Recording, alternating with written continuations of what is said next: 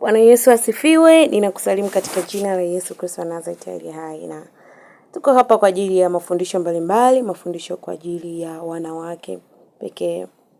Tutakuwa na mafundisho mbalimbali katika channel hii na tutaweza kupata mafundisho mbalimbali kwa ajili ya wanawake. Basi kabla hatujaenda kuanza mafundisho yetu siku ya leo, naomba nikaombe.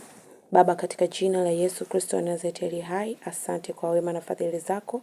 Asante kwa ajili ya siku nyingine uliyofanya kwa ajili yetu. Tuko mbele zako, tunahitaji rehema na masamaha. Utusamee Bwana. Zaidi ya Mungu, katika neno lako hili ninaomba Roho Mtakatifu atuongoze. Bwana, fungua akili zetu na fahamu zetu. Bwana, tuko tayari kukusikiliza. Katika jina la Yesu Kristo wa Nazareti aliye hai nikiomba tena kushukuru. Amen.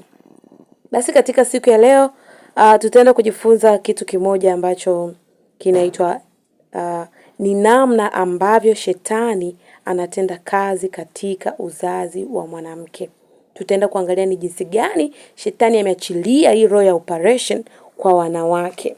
Sasa hivi imekuwa ni kawaida sana kwa wanawake wengi kujifungua kwa operation. Kwa hiyo tunaenda kuona ni kwa namna gani ambavyo adui amekuwa akitenda kazi katika uzao au uzazi wa mwanamke. Ningependa tuanze na kitabu cha Mwanzo ili tuone kwa nini adui anachukia sana au ana hasira sana na huu uzao wa mwanamke. Ukisoma Mwanzo, katika kile kitabu cha Mwanzo sura ya 3 na ule mstari wa 15, neno la Mungu linasema, nami nitaweka uadui kati yako na huyo mwanamke na kati ya uzao wako na uzao wake. Kwa hapa tunaona jambo la kwanza ni uadui Mungu alioweka kati ya mwanamke na huyu nyoka ambaye ni shetani. Hiyo ni ya kwanza. Lakini ya pili, ukisoma katika kitabu cha Ufunuo ile sura ya 12 na ule mstari wa 17. Ufunuo sura ya 12 na ule mstari wa 17 anasema, joka akamkasirikia yule mwanamke, akaenda zake afanye vita juu ya wazao wake waliosalia, wazishikao amri za Mungu na kuwa na ushuhuda wa Yesu, naye akasimama juu ya mchanga wa bahari. Kwa hiyo tumeona katika kitabu cha Mwanzo uadui, lakini katika kitabu cha Ufunuo tunaona joka akamkasirikia mwanamke, akaenda zake afanye vita juu ya wazao wake. Tunaona hapa ilikuwa ni wakati wa kile kipindi cha kuzaliwa kwa Bwana Yesu. Kwa katika ulimwengu wa roho kuna vitu ambavyo vilikuwa vinaendelea, na pia katika ulimwengu wa mwili, kusoma kitabu cha Mathayo tunaona ni jinsi gani ambavyo adui alikasirika. Kwa hiyo akatoa amri kwamba watoto wanaume wote wauawe, kwa hiyo waachwe tu wale wanawake. Kwa hiyo tunaona katika ulimwengu leo ni jinsi gani ambavyo adui alikuwa amemkasirikia yule mwanamke.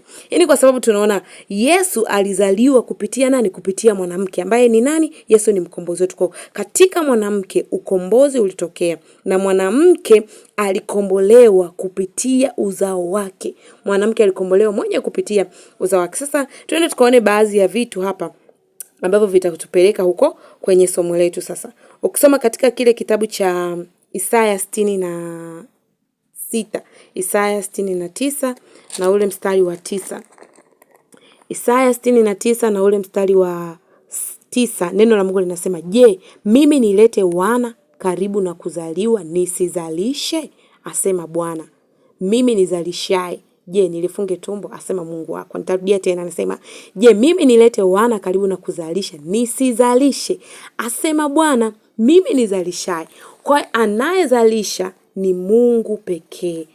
Yaani ingawa wakati wa kujifungua mwanamke ukifika anapelekwa hospitalini, lakini kazi nzima anayoifanya ni Mungu. Kwa wale madaktari wanakuwa tu wamefanyika kama vile wasaidizi. Kwa hiyo anayeleta wana karibu na kuzalisha ni Mungu. Pia anayeweka watoto tumboni mwetu ni Mungu. Ingawa kuna njia ambayo Mungu ameweka kwamba wakikutana mwanamke na mwanamume wakikutana ndipo mtoto aweze kutokea tumboni, lakini anayefanya kila kitu ni Mungu. Kwa sababu ukisoma katika kitabu kile cha Mhubiri 11 na ule mstari wa 5 anasema, kama vile wewe usipojua njia ya upepo ni ipi, wala jinsi mifupa ikuavyo tumboni mwake mjamzito. Kwa hiyo mimi kuna wakati nilikuwa nikitafakari jinsi ambavyo mtoto anakuwa. Kwa kweli sikuelewa kwa kweli na sitaelewa, japo sayansi imejaribu kuelezea kwa namna gani, lakini Mungu ndo anayejua kila kitu, kwa sababu yeye ndiye anayekuza huyo mtoto katika tumbo, ndiye anayefanyaje, anayezalisha pia huyo mtoto. Ukisoma katika kitabu cha Kutoka 1:19 tunaona ni jinsi gani hawa wanawake wa Kiebrania walivyokuwa wakizaa, walivyokuwa hodari katika kuzaa. Kuna kesi moja hapo ukianza katika kile kitabu cha Kutoka 1, ukianzia 1 mpaka 18 utapata kujua ni jinsi gani Farao alivyofanya. Kwa hiyo katika kile kitabu cha Kutoka sasa 1:19 neno la Mungu linasema wazalisha wakamwambia Farao, ni kwa sababu hao wanawake wa Kiebrania si kama wanawake wa Kimisri, kwa kuwa ni hodari hao, nao huzaa kabla mzalisha hajapata kuwafikiria. Kwa tunaona jinsi gani wanawake wa Kiebrania walikuwa wakizaa, walikuwa ni hodari. Kwa kuna nguvu ambayo Mungu ameiweka katika uzao wa mwanamke. Yaani ni ile automatically Mungu alipomwambia mwanamke kwamba nitakuzidishia uchungu katika kile kitabu cha Mwanzo.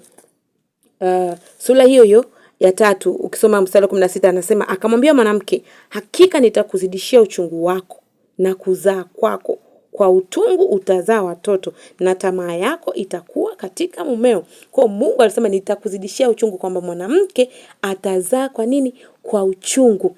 Lakini katika ule uchungu tunaona wanawake wa Kiebrania walipokuwa wakizaa, Mungu aliweka kuna ile nguvu automatically kwamba ukifika wakati wa kujifungua, okay, utajifungua, lakini utajifungua kwa uchungu, lakini kuna ile nguvu ambayo Mungu amekuwa ameweka na wewe mwanamke sasa unakuwa una feel kweli kabisa kwamba kuna nini, kuna kitu ambacho kinataka kutoka kweli, nataka kuzaa, nataka kutoa mtoto, na nini kifanyike? Basi Mungu akaachilia uchungu hapo kwa mwanamke. Sasa adui amekuwa akiachilia roho hii ya operation sana sana sana kwa wanawake. Kuna sababu nyingi sana ambazo Mungu alikuwa amenifundisha kwa habari ya wanawake wengi kwa nini walikuwa wanajifungua hasa kipindi hiki kwa njia ya operation. Wakati fulani mimi na mume wangu tulikuwa tukienda kuombea wagonjwa hospitali. Tukaingia katika wodi moja, tukakutana na mwanamke mmoja. Kwa hiyo tukamweleza pale, tukamwambia sisi tumekuja kwa ajili ya kuwafanyia wagonjwa maombi. Kwa hiyo alifurahi, yani aliona kama ni vile muujiza, na akaona kwamba kumbe kuna watu ambao wa namna hii wapo. Kwa akatueleza shida yake, na alikuwa ni mama mjamzito, na akatuambia kwamba amepata infection. Okay? Na ile infection, kwa hiyo akawa amepewa bed rest kwa sababu na siku zake za kujifungua zilikuwa zimekaribia kufika. Kwa hiyo akawa tu amepewa bed rest pale akisubiria siku zake za kujifungua zifike. Kwa mimi nikawa nimemueleza habari kwamba mama, unamwamini Yesu, utajifungua kwa njia ya kawaida na wala hata usiwaze kwa habari ya operation. Lakini akasema kitu kwamba mtoto wake wa kwanza alijifungua kwa kawaida, mtoto wake wa pili alijifungua kwa njia ya kawaida, lakini alichanika sana. Kwa katika kule kuchanika, akijifungua wakati huu sasa kwa njia ya kawaida, yani uwezekano ni mdogo wa kujifungua kwa njia ya kawaida. Kwa hata madaktari walimwambia kwamba mama, kwa sasa utajifungua kwa operation. Kwa hiyo hautaweza kujifungua kwa njia ya kawaida kwa sababu yule mtoto wa pili uliyejifungua ulichanika vibaya. Lakini akamwambia pia unaweza ukajifungua kwa kawaida, ni wewe machaguo yako. Lakini yule mama, kwa namna ambavyo ulikuwa ukimsikiliza, ukimwangalia, anaona hawezi tena kujifungua kwa njia ya kawaida. Yeye mwenyewe anaona bora tu ajifungue kwa operation. Kwa hiyo ile imani nilikuwa nayo, nikimuelekeza ni kwa namna gani Yesu alivyo ni mkuu na Mungu hapendi ile operation, nikamwambia kabisa Mungu hajaumba mwanadamu ajifungue, mwanamke ajifungue kwa operation. Hapana, bali tutapozaa utazaa mwanamke kwa uchungu. Kwa hiyo habari ya operation haijatoka kwa Mungu. Habari ya operation imetoka kwa shetani. Sasa kuna sababu kadhaa ambazo tunaona adui anazitumia sana sana sana kwa wanawake kuhakikisha wanawake wanajifungua operation, kwa sababu pia katika hiyo operation adui ana malengo yake pia.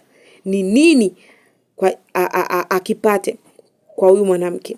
Kwa tunaona sababu ya kwanza ni vyakula. Kwa adui amekuwa akitumia vyakula vingi sana. Kuna vyakula vya mafuta mengi. Kuna vyakula vingine ukila vinakudhoofisha mwili. Yaani kama ambavyo adui anacheza na watu kwa hali tu ya kikawaida, unakuta kwamba kuna vyakula vingine ukila usingizi, yani unalala hapo hapo. Yani unasema okay, nikila hapa nitafanya maombi vile, lakini unashangaa ukila, yani unajikuta una usingizi, unajiuliza kwamba huu usingizi umetoka wapi. Kwa vile adui okay, anazidi kukupa chakula, kuna vyakula utakula. Kumbe hivyo vyakula vinakudhoofisha mwili. Na unapozidi kula hivyo vyakula, kadri siku zinavyozidi kwenda, yani unajikuta sasa ile, yani mwili wako unakuwa kawaida. Na kwa jambo la kawaida wamama wajawazito, kuna sio vyakula vyote wanakula. Kwa kuna wengine wanakula vyakula yani kwa kuchagua chagua, na kuna wengine wanakula vyote, lakini yani kuna kila mtu na situation yake ambayo yupo, lakini kuna wengi, kuna vile vyakula ambavyo walikuwa wakila wakati wa ujauzito anaacha kula, kwa utakuta akila anatapika, akila anajisikia vibaya, kwa unaona tu bora aache. Kwa hiyo sasa kuna vile vyakula vingine ambavyo sasa utakuta shetani anamletea mtu. Sasa hivi kuna mavyakula mengi ya magano, mavyakula mengi ya viwandani, mavyakula mengi ambayo yameondolewa asili yake. Kwa hiyo unashangaa mtu anakula hivyo vyakula, mwili wake unazidi kudhoofika. Anakula hivyo vyakula, mwili wake unazidi kudhoofika. Kwa hiyo kwa habari ya chakula tuwe makini. Lakini pia udongo pia inaweza ikawa ni chanzo. Kwa tunaona hapa Mungu alipomlaani nyoka akasema kwa udongo utakwenda. Sasa mwanamke anapokula huo udongo wakati wa kipindi chake cha ujauzito unakuwa na hatari. Unaweza kusema kwamba mimi nakulaga udongo na wakati wa ujauzito najifungua kwa kawaida. Yes, ni neema pia, na sio wote ambao wanakula udongo watajifungua kwa operation, hapana. Ila pia udongo pia nao unachangia, kwa sababu unakuwa umempa adui nafasi ya kutawala kile kitoto kilichopo katika tumbo lako. Kwa hiyo chakula pia ni sababu ya kwanza kuepuka mavyakula ya mafuta sana, mavyakula ya viwandani, na pia ni kumwomba Roho Mtakatifu akuongoze, kwa sababu yeye Mungu ndiye anakuza mtoto. Nasema Mungu, kuna hivi vyakula tu katika kipindi hiki cha ujauzito, nisaidie. Maana vyakula vingine unavyokula unamwomba Mungu pia unapata nguvu, Mungu anakusaidia zaidi. Lakini sababu ya pili ninaweza kusema kwamba ni kuogopa uke kutanuka. Wanawake wengi wamekuwa wakidanganywa sana na adui kwamba anaogopa eti akienda kujifungua kwa njia ya kawaida basi mume wake ataanza kutoka nje ya ndoa, kwamba katika uke wake utatanuka baada ya pale kujifungua huyo mtoto. Hii imekuwa ni sababu ambayo wanawake wengi sana wakijidanganya, yani wakidanganywa na shetani na wakitumia. Nilikuwa na mdogo wangu mmoja akawa anasema kwamba yani mimi wakati wangu tu wa kujifungua ukifika, naenda namwambia tu daktari aniambie, nimwambie daktari kwamba mimi nataka nijifungue kwa operation. Okay. Akasema Mungu wangu, kwa nini watu wanakimbilia sana operation? Imekuwa ni jambo la kawaida sana. Kwa hiyo wanawake wamekuwa wakiogopa kwamba mume wangu ataanza kutoka nje ya ndoa, mume wangu ataanza kuniona mimi sijui nimezeeka, sijui nimefanyaje, wakati Mungu ameumba uke wa mwanamke ni wa asili, ni elastic. Kwa hiyo wakati ule wa kujifungua mwanamke ukifika, yani njia automatically inatanuka. Kwa hiyo kuna wanawake ni kwa story pia hadithi nishawahi kusimuliwa wakijifungua nini, kwa wanavyoenda vile hospitali wanakuambia ni hiki na hiki kinachotokea. Kwa njia ikishafunguka pale kitendo tu cha wewe kujifungua mtoto, kwa njia inarudi katika asili yake. Kwa hiyo shetani amekuwa akiwadanganya wanawake wengi, na katika hili sasa amekuwa akileta vitu vya ajabu. Jambo ambalo amekuwa akilileta hapa, kuna vitu ambavyo shetani amevileta, sijajua jina lake, ila nilipouliza na nikaambiwa kwamba wanaita vipipi. Sasa jina lake halisi silijui, ila kwa mtu ambaye alinielekeza wakati huo nipo chuo, maana nikashangaa. Tumekaa katika vimbweta tunasubiri discussion iendelee, na kulikuwa na vimbweta vingi tu mahali pale, watu walikuwa wakifanya discussion. Sasa nikaona katika kimbweta kimoja ambacho tulikuwa tumekaa jirani, akapita kaka mmoja, kuna hivyo vidude hivyo anaviuza. Sasa nikashangaa wasichana wengi wa chuo wamevigombania. Nilikuwa nimekaa pembeni na rafiki yangu akacheka. Alipocheka nikamwambia unacheka nini, na pale yule kaka anauza nini? Ndio akasema anauza hivyo vidude fulani hivi, vinaitwaje? Nikamwambia vinaitwa vipipi. Mwenye hata alikuwa hajui jina, ila anasikiaga tu vinaitwa vipipi. Nikamuuliza ndio vinafanya kazi gani? Akasema hivyo vidude unavichukua sasa unaviweka katika uke wako, eti ili utakapokuja kukutana na mwanaume akukute kama vile wewe bado ni bikra. Aisee, nilishangaa sana. Kwa wakati ule sikuwa hata na injili ya utakatifu nilikuwa sijui, lakini kile kitendo nikasema, yani ina maana chuoni ndo kuna washelati kiasi hiki. Na pia kulikuwa pale na mwanaume mmoja naye akamnunulia mke wake, maana ndo alikuwa ametoka tu kuoa na ndoa yake ilikuwa haina muda mrefu. Kwa kweli nilishangaa. Yani nilishangaa, nikasema adui ameamua sasa atumie kila njia kuhakikisha sasa anamaliza huu uzao wa mwanamke. Sasa Mungu akawa ananifundisha jambo kwamba unapoweka hicho kitu katika uke wako mwanamke, unategemea nini? Na shetani akileta kitu, hawezi akaleta kitu akakuacha salama. Shetani akikileta kitu katika maisha yako mwanamke, akikileta kitu, analeta kitu kwa ajili ya kukuangamiza. Kwa wakati unatumia hicho kitu unaweza kaona kwamba kina faida kwako, lakini hakina faida. Sasa nikawa nafundishwa kwamba unaweza kaweka hicho kitu, je, wakati wa kujifungua, imagine hiyo njia isifunguke. Nini unategemea hapo? Maanake hapo cha kutegemea ni nini? Ni operation.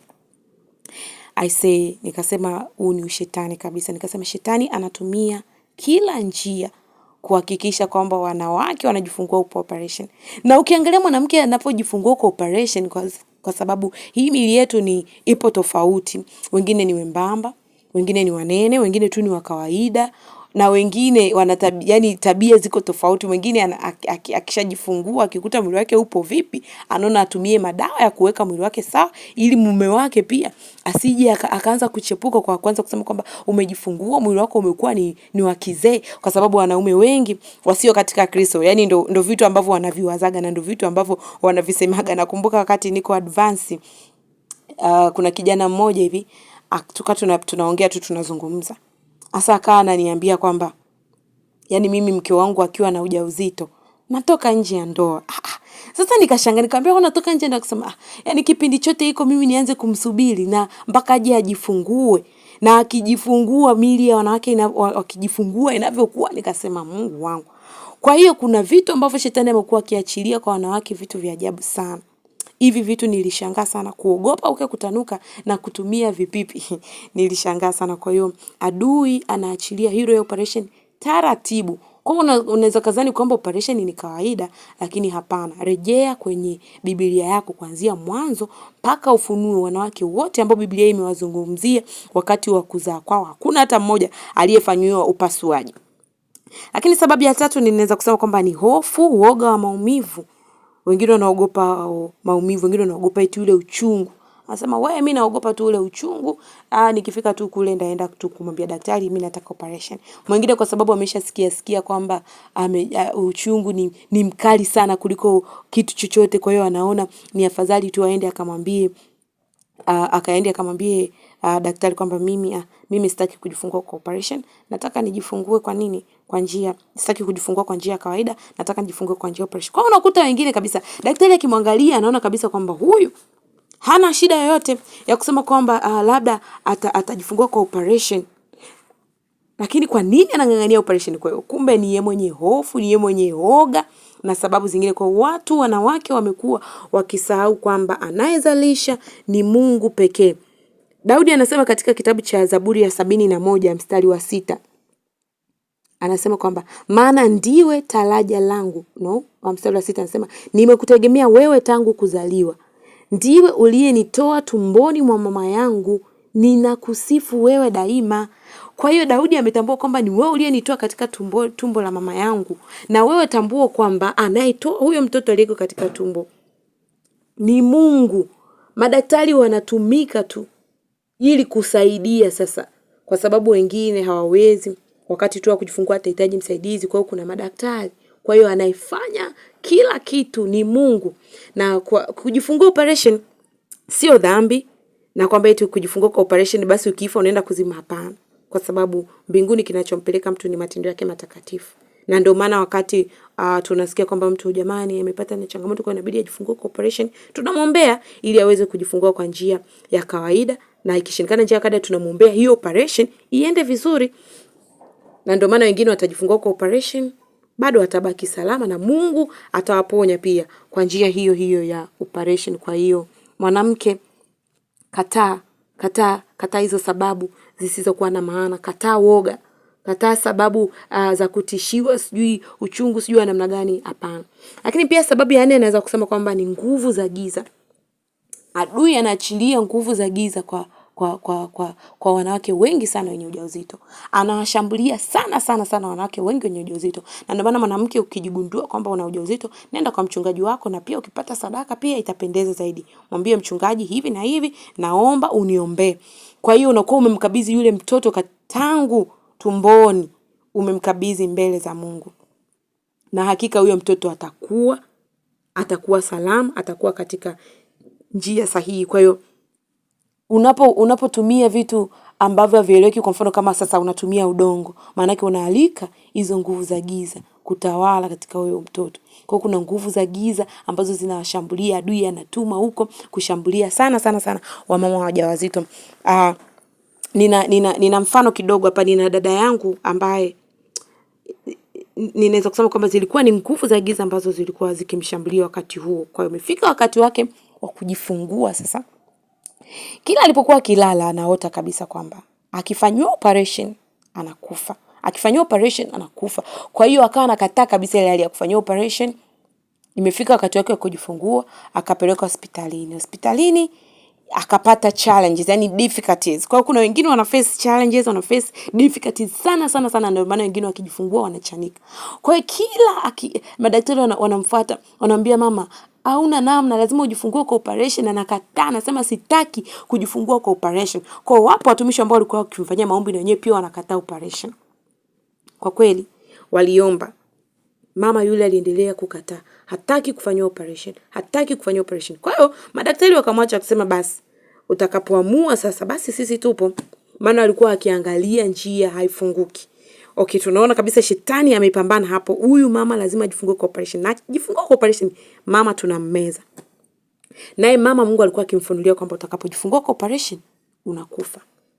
Basi siku zinazidi kuendelea na anazidi kuchoka, maumivu ni makali. Akakubali akasema basi itabidi sasa nijifanyaje, nijifungue kwa operation. Basi madaktari wakamwambia basi kesho tunakufuata. Usiku wake kalala, kaota tena anakijifungua kwa operation anakufa. Kwa madaktari ile siku yake ilipofika, madaktari wakamfuata, alikataa kusema mimi sijifungue kwa operation. Kwa kuna watumishi waliokuwa wakimuombea na akajifungua, lakini alipojifungua kwa sababu mtoto alikuwa tayari ameshakuwa tumboni, maana yake sasa amezaliwa kwa ule muda umepitiliza kidogo, kwa hiyo akajifungua akachanika vibaya. Kwa hiyo tunaona ni jinsi gani ambavyo adui alikuwa akipambana kwa huyo mama kwamba akijifungua tu kwa operation basi mama tunamchukua. Kwa hiyo unagundua kwamba adui pia anataka kumaliza wanawake wengi watakaojifungua kwa operation wafe. Na kuna mahali fulani hivi nilienda kusalimia, kwa hiyo nilipoenda nikakuta kuna story wanapiga pale kwamba jamani, kuna mtoto wa mjomba wangu amejifungua watoto, kajifungua watoto mapacha, watoto wa kiume, watoto wamefariki na mama pia amefariki kwa ajili ya operation. Kwa adui anaachilia huko operation kwa anaachilia na uzembe kwa madaktari. Unakuta madaktari wanamzalisha mwanamke, mara sijui kuna kitu gani wamesahau, mara sijui kuna kitu gani wamefanya hawajafanya operation haijaenda vizuri.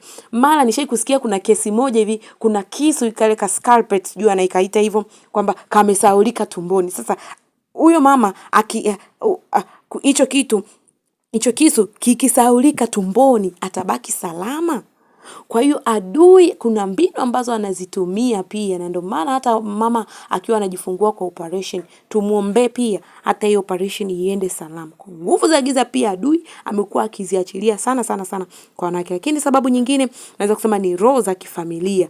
Kuna zile familiar spirits, bibi, mama, mjukuu, watoto, wajukuu wanajifungua tu kwa operation, na mama sasa amekuwa akisema jamani mimi wanangu wanajifunguaga tu kwa operation. Sisi katika familia yetu tunajifunguaga kwa operation. No. Mungu anatafuta mtu ambaye atasimama na kukataa hilo katika familia, kwamba tunakataa wanawake katika familia hii, katika ukoo huu kujifungua kwa operation.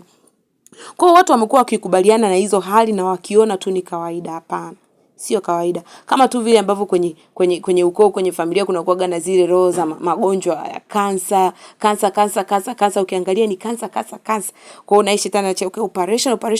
Kwa hiyo Mungu alipanga ujifungue labda uzae watoto 10, unazaa watoto 3.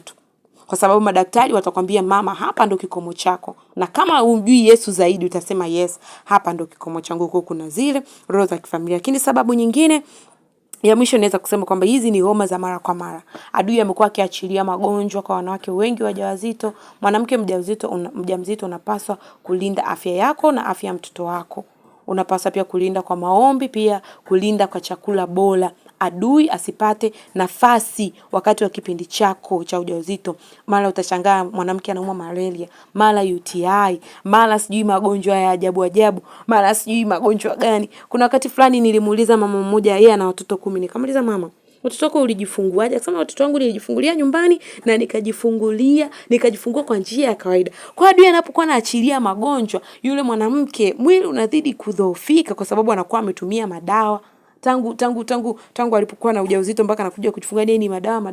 Kwa hiyo anaudhoofisha mwili wake, mifupa inadhoofika, anazaa akiwa na shida kwa operation, na mtoto atakayezaliwa anazaliwa hana afya nzuri. Madaktari wanaanza sasa kumwambia mama, lazima maintain lishe kwa mtoto wako, lazima maintain hiki na hiki. Kwa hizo ni sababu chache, ni sababu zingine pia kama unaweza kaona unazijua zinazoweza kusababisha operation, basi unaweza kaziandika kwenye comment ili na wanawake wengine pia waweze kupona. Kwa hizo ni sababu ambazo adui amekuwa akiziachilia kwa wanawake. Na wanawake wengi wamekuwa wakisumbuliwa sana na hizi roho za operation. Inasikitisha sana. Ukienda hospitalini wanawake, katika wakati wanawake 10, wale wanawake 7 wamejifungua kwa operation.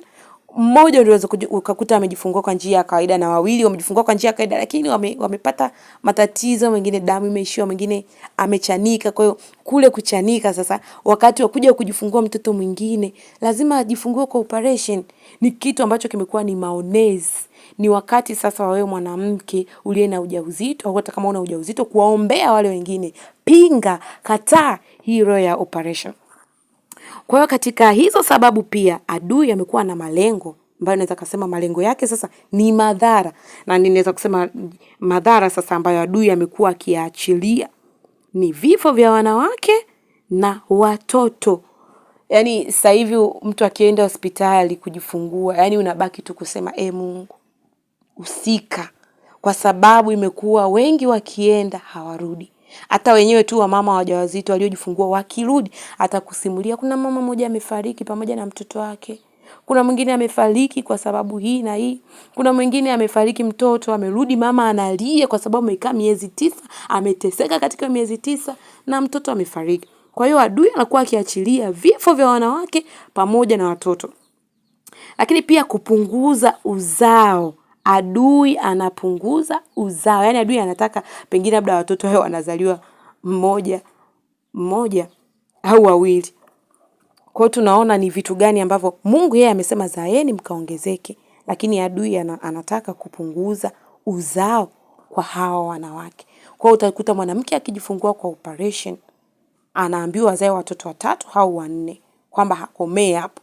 Lakini tukiona wakati wa nyuma zamani wazazi wetu walikuwa wakijifungua kwa njia ya kawaida na atajifungua watoto 10, wengine hadi 20, na hata kama ni mapacha unakuta ajifungua mapacha zake 2, mapacha zake 3 kwa njia tu ya kawaida. Lakini sasa hizi hata wamama wajawazito wakijifungua sasa watoto mapacha utakuta yule mmoja akajifungua kawaida, wa pili kajifungua kwa njia ya operation kwa sababu ameshindwa kusukuma yule wa pili, nguvu zimemwishia. Sasa wamama, usisahau ya kwamba anayeweka watoto tumboni ni Mungu mwenyewe. Usisahau ya kwamba anayezalisha hao watoto ni Mungu mwenyewe. Usisahau ya kwamba anayefanya kila kitu, mifupa kukua mpaka process zote za mtoto kukua mpaka kuja kujifungua wewe mwanamke ni Mungu pekee. Kwa hiyo shetani asikudanganye. Sema mimi ni mwanamke wa Kiebrania, sema mimi ni hodari. Kuna nguvu ambayo Mungu ameweka katika mwanamke, katika uzao. Kataa hiyo roho ya operation, ni roho ya uonezi, isiwe sehemu yako mwanamke.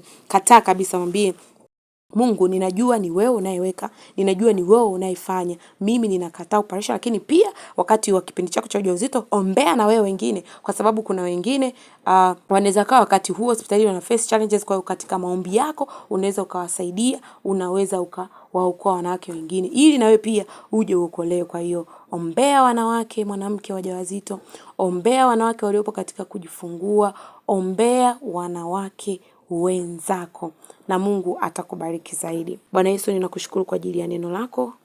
Asante kwa kutuwezesha. Asante kwa yote. Pokea sifa, heshima na utukufu. Katika jina la Yesu Kristo nikiomba yote na kushukuru. Amen. Basi nikusihi mwanamke, unaweza kushare pia, unaweza kulike, unaweza kusubscribe kwa ajili ya mafundisho mengi mbali kwa ajili ya wanawake. Channel hii itakuwa ni kwa ajili ya mafundisho mbali ya wanawake. Amen. Ubarikiwe sana na Bwana Yesu. Amen.